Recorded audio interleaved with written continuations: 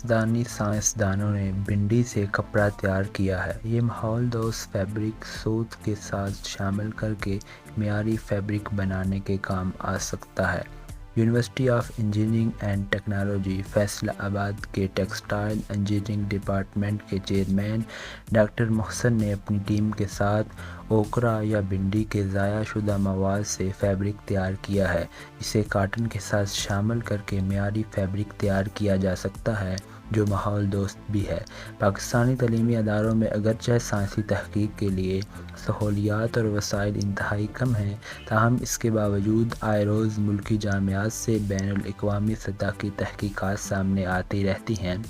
ایسا ہی ایک کارنامہ university of engineering and technology Faisal آباد کے ٹیکسٹائل انجینئرنگ ڈپارٹمنٹ کے چیئرمین ڈاکٹر محسن نے اپنی ٹیم کے ساتھ مل کر سر انجام دیا ہے۔ انہوں نے بھنڈی کے ضائع شدہ مواد سے فیبرک تیار کیا ہے۔ بھنڈی سے تیار کردہ دھاگا اوکرا سے فیبرک کی تیاری کا خیال ڈاکٹر محسن صاحب کو کیسے آیا؟ انہوں نے بتایا کہ اوکرا سے فیبرک کی تیاری کا آئیڈیا نیا نہیں ہے۔ دنیا کے کئی ممالک میں اس پر 2018 سے کام ہو رہا ہے۔ پاکستان دنیا بھر بھنڈی کی پیداوار میں تیسرے نمبر پر ہے۔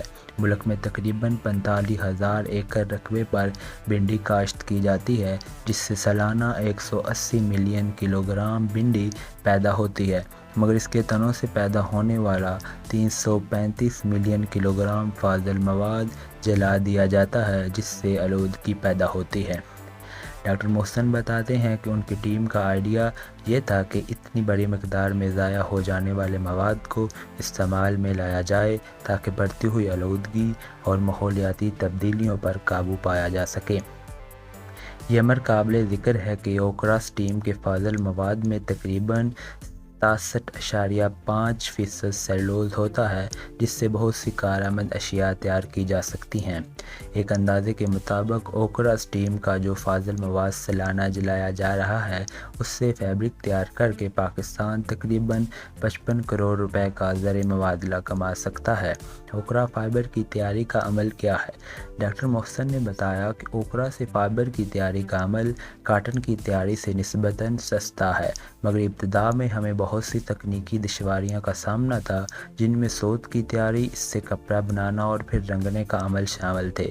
ان پیچیدگیوں کی وجہ سے دنیا بھر میں اوکرا سے فیبرک کی تیاری ابھی تک محدود ہے، مگر UET فیصل آباد کی ٹیم اس عمل میں جدت لائی اور تکنیکی دشواریوں کو کامیابی سے دور کیا۔ یہ عمل یقیناً قابل فخر ہے کہ اوکرا سے فیبرک کی تیاری کا یہ نیا طریقہ کار کیمیائی پیچیدگیوں سے پاک ہے۔ ڈاکٹر صاحب کے مطابق ہم نے ایک چھوٹے سائز کی جدید لیبارٹری بھی تیار کی ہے، جس میں اوکرا فائبر کو کاٹن اور سوت کے ساتھ بلینڈ کر کے اعلیٰ معیاری کپڑا تیار کیا جاتا ہے۔ یہ پاکستان میں اپنی نوعیت کی پہلی لیبارٹری ہے۔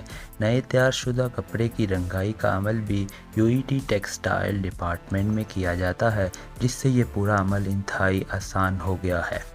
ڈاکٹر محسن کے مطابق کچھ ٹیکسٹائل برانڈز کی طرف سے انہیں اچھا رسپانس ملا ہے، مگر وہ سمجھتے ہیں کہ پاکستان کی لوکل برانڈز کی توجہ دورس پائیدار پالیسیوں کی بجائے منافع پر زیادہ ہے، مگر بین الاقوامی برانڈز اوکرا فائبر کی کمرشل پروڈکشن میں بہت زیادہ دلچسپی رکھتی ہیں اور ان کی ٹیم اس حوالے سے بہت پرجوش ہے۔